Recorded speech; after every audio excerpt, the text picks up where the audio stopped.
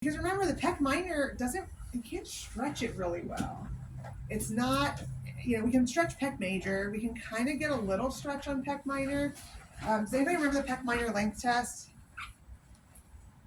I might have done this one. Where your hands are here and you're measuring the distance of the acromion to the table. Did you guys do that one?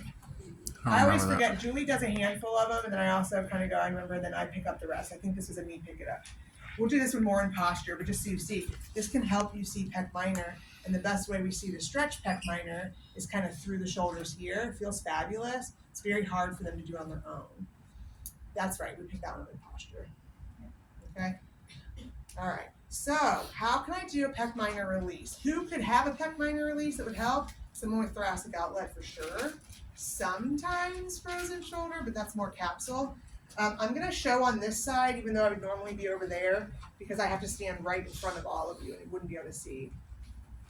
So when you have the arm here, I know you're looking over her body, but this is her Pec Major. You can kind of reach down and just kind of grab and say, this is her Pec Major.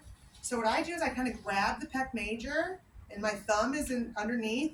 I'm going to take these fingers and go under the thumb there, under her Pec Major, and then I'm angling up towards her rib cage, towards the coracoid process, because we know that's where it attaches, right? So now, oh my gosh, that's tight. Okay, so then you kind of go in and you're like, oh, she's taking nice deep breaths because this hurts. Now, I don't recommend strumming. Strumming is going in to find it and going back and forth and back and forth. It hurts to do that. So if you just do this, you're just doing a static release. Think like a trigger point release. There we go.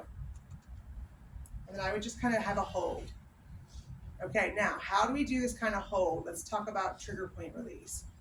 How much pressure do we apply for a trigger point release, do we think? Quite a bit.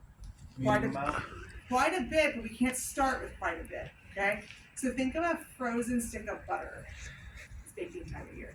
Frozen stick of butter. If you just go in with a knife and you're like, and you jam into it, you splinter it, you crack it, it's just not great. But if you take like a warm knife and you just go in and you apply firm pressure and steady pressure, what will happen? Starts easing into it. Melt into it. So I find it, and then I back my pressure off, and I apply pressure. She's like, that's backed off? Wow. Apply pressure, and then as it starts to soften, I'm actually pushing really hard right now, but I wasn't at the very beginning. So I'm almost allowing her body to get used to it. The warmth of my hands just warmed up to her tissue